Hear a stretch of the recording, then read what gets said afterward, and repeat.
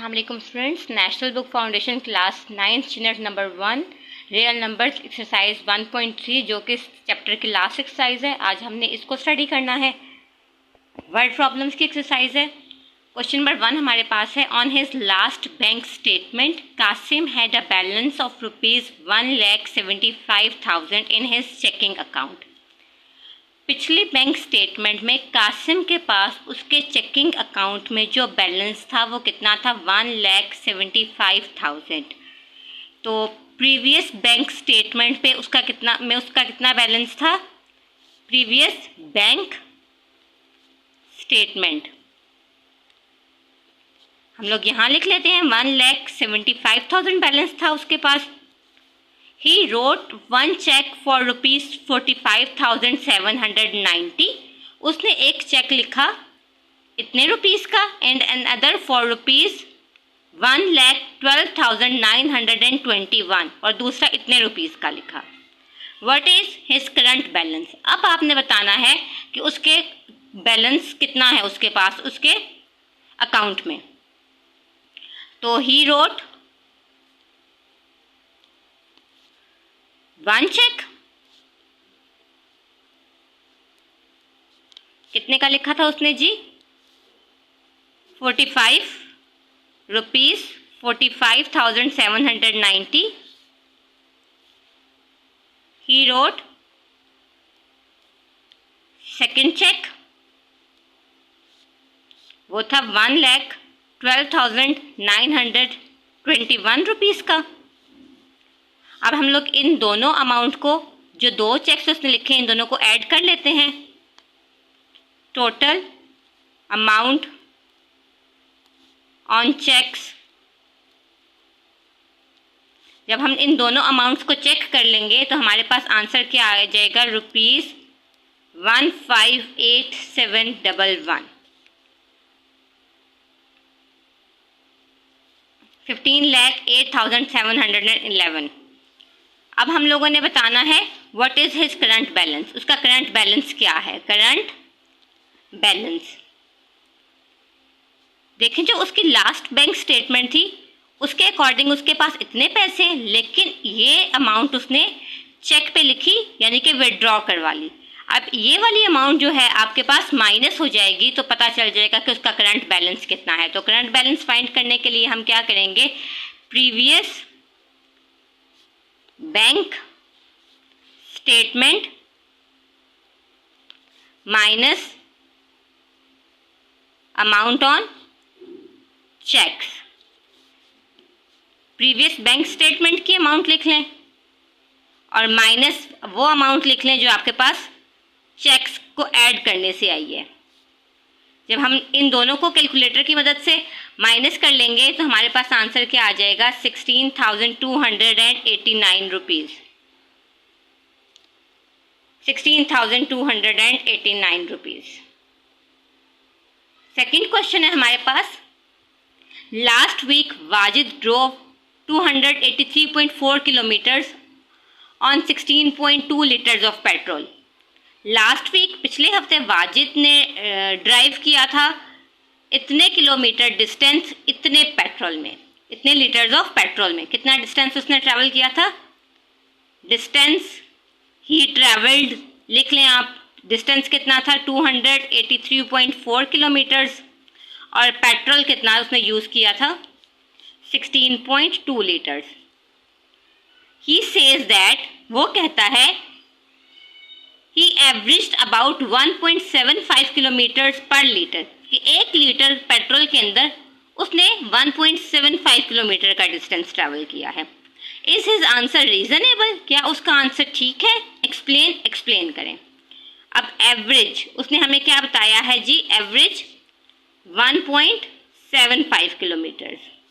हमारे पास फॉर्मूला है एवरेज का। Average is equals to distance divided by time taken होता है। यहाँ पे टाइम नहीं है, पेट्रोल है, हम पेट्रोल लिख लेंगे। डिस्टेंस क्या है? 283.4 किलोमीटर्स और पेट्रोल कितना यूज़ हुआ था? 16.2 लीटर्स। यहाँ पे आपको यूनिट मेंशन करने की ज़रूरत नहीं है। जब हम इन दोनों वैल्यूज़ को डिवाइड कर लेते हैं तो आंसर हमारे पास क्या आ जाता है 17.49। अगर इसको राउंड ऑफ कर लें तो 17.5 और उसने एवरेज हमें कितनी बताई है 1.75। ये दोनों वैल्यूज इक्वल नहीं आई, so his answer is not reasonable. Answer is not reasonable.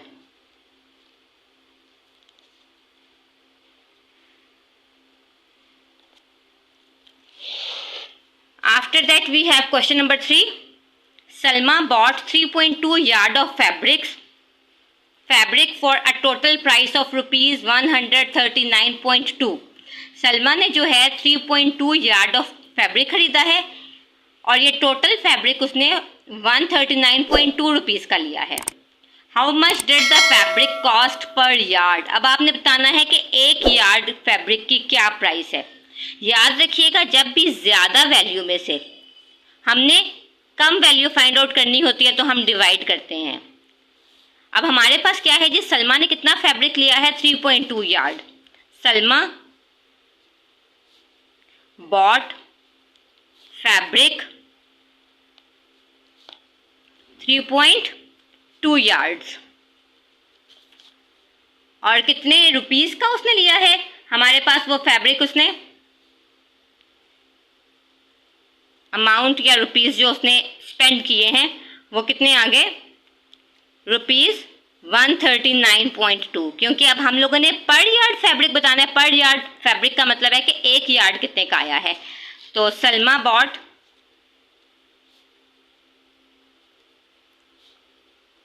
1 yard fabric. हमारे पास टोटल उसने कितने अमाउंट दिए हैं 139.2 और कितने यार्ड्स के लिए दिए थे 3.2।